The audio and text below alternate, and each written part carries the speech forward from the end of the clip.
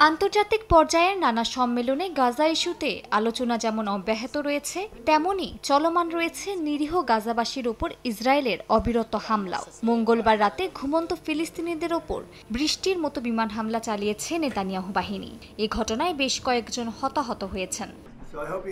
জাতিসংঘের সাধারণ পরিষদের ফাঁকে মুসলিম নেতাদের সঙ্গে গাজা ইস্যু নিয়ে সাইডলাইন বৈঠক করেছেন প্রেসিডেন্ট ট্রাম্প।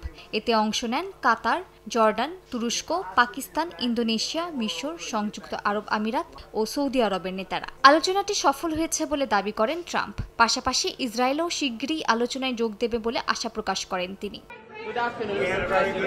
গাজা ইস্যুতে আরব ও মুসলিম বিশ্বের নেতাদের সঙ্গে খুব ভালো একটি বৈঠক হয়েছে।